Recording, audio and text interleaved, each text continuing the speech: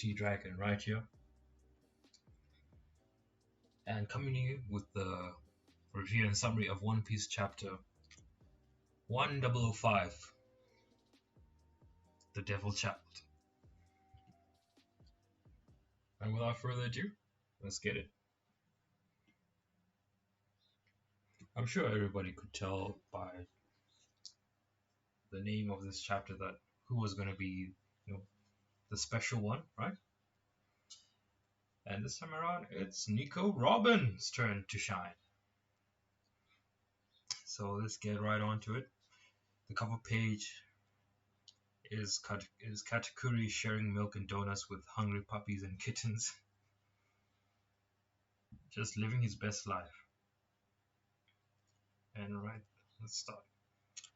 The castle interior, 3rd floor banquet hall.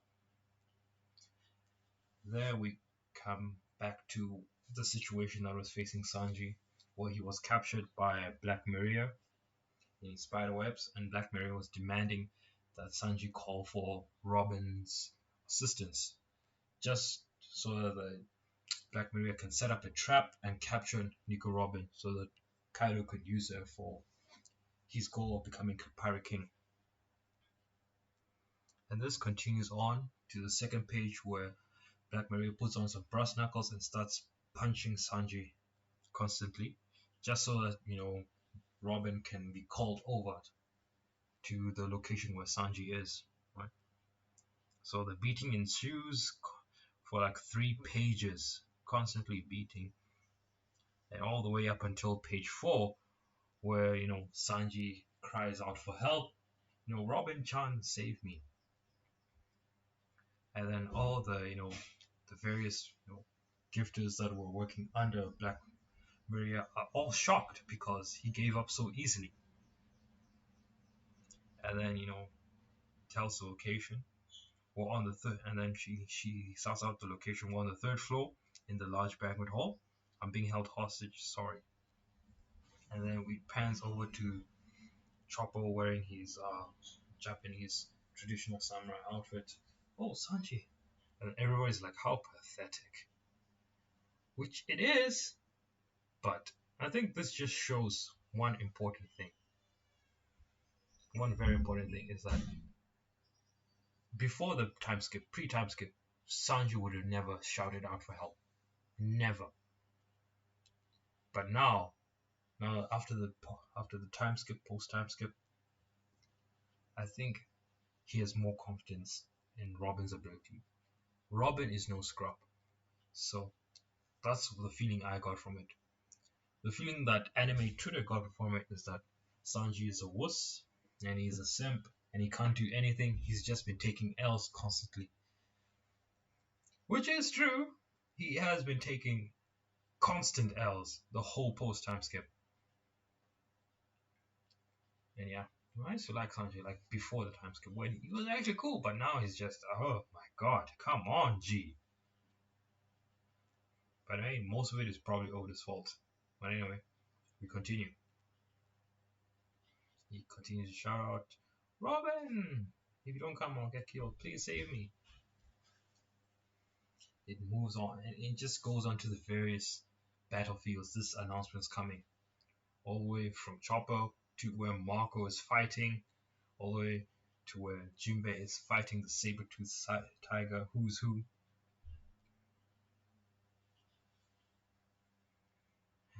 And he's not even paying attention, but he is getting scuffed up, really. So I don't know how the fight is happening. So I just know who's who is still in his saber-toothed tiger form.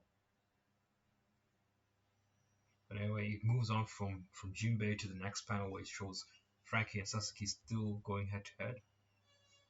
And Sasuke just mentions it's obviously a trap. What kind of man does this? And then it pans over to what Marco's thinking. He's just laughing and enjoying it.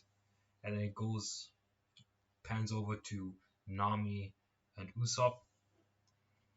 And then Usopp notices the black cat with the eye on it,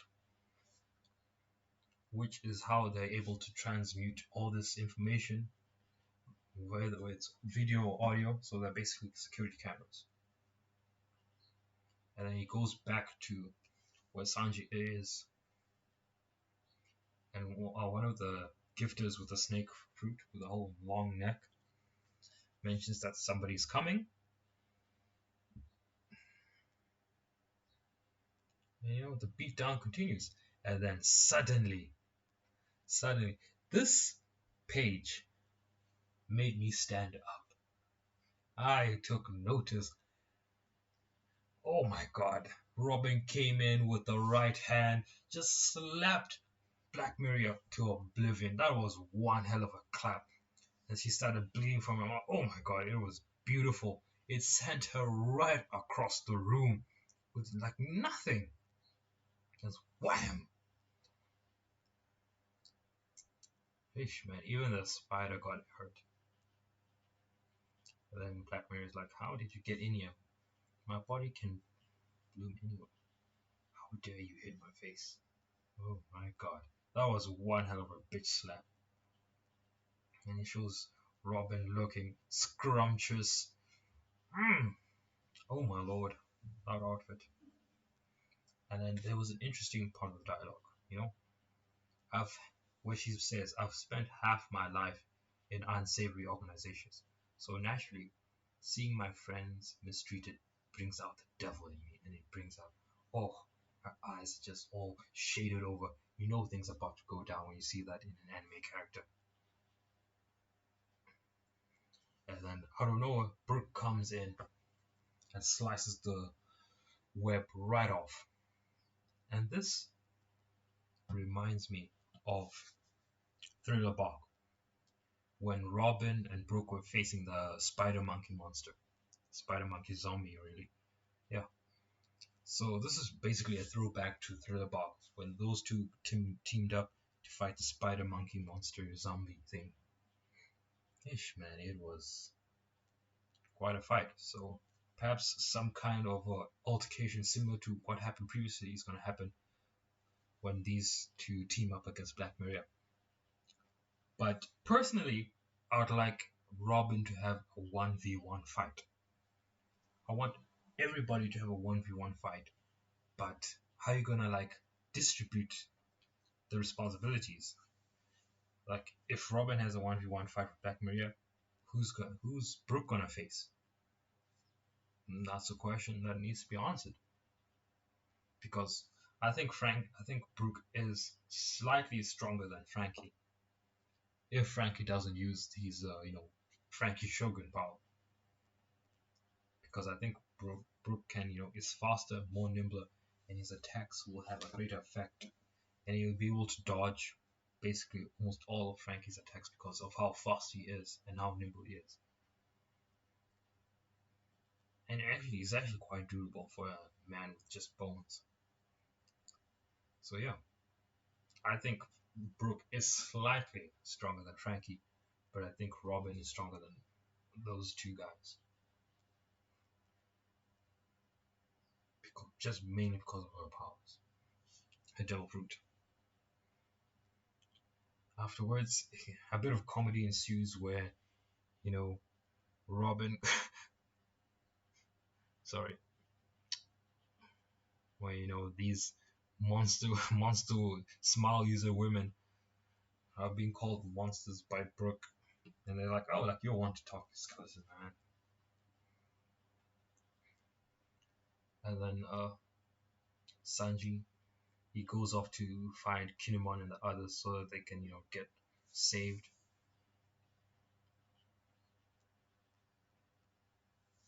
And then he mentions something that I think everybody knew. Like, he says, I don't know what it is, but I don't think I stand a chance here. And then both of them, well, we guessed as much because Sanji would never hit a woman. Even back during the Whole Cake Island arc, where it appeared that he attacked Big Mom, but it was actually just him defending himself.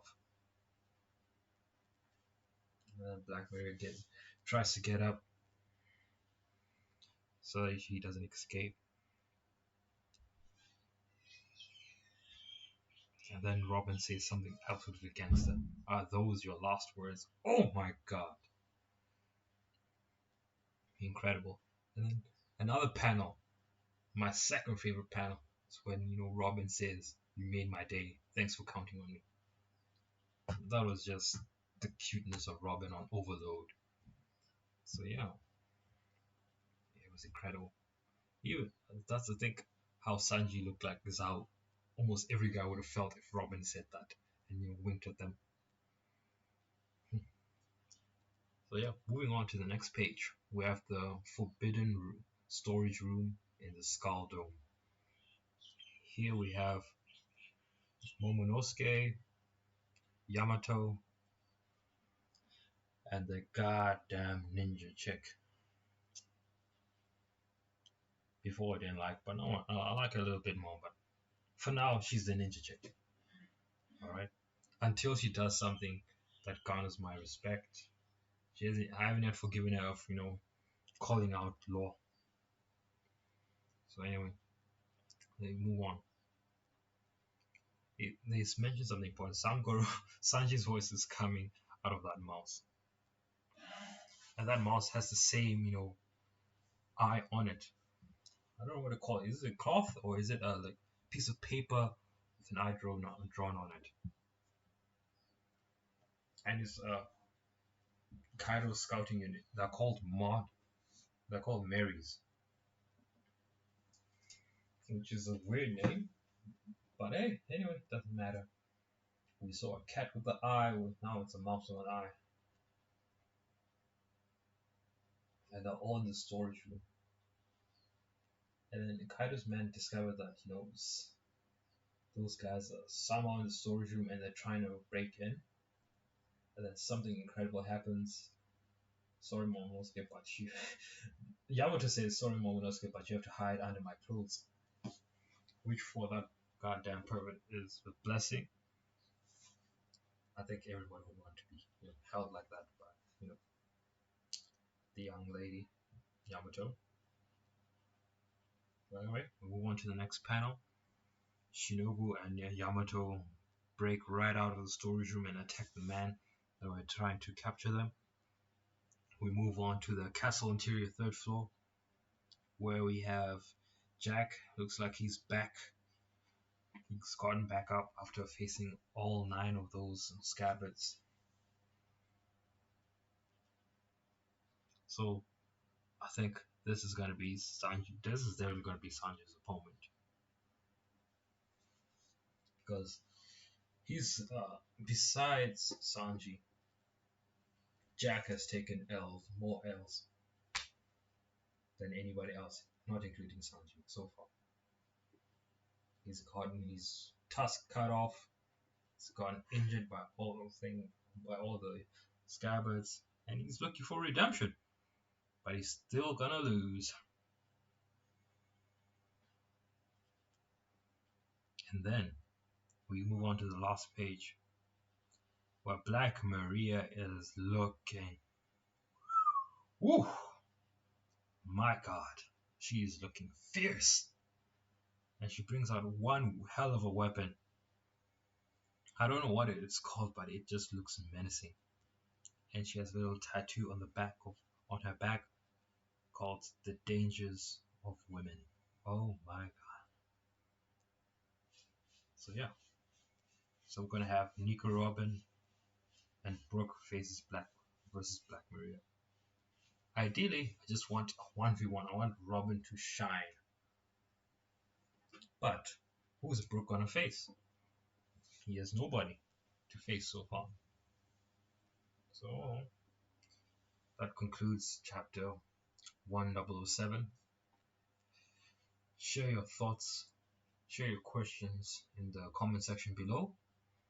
Hopefully, I could get some questions, some comments, some likes, some subscriptions. That would be very nice if you guys could subscribe.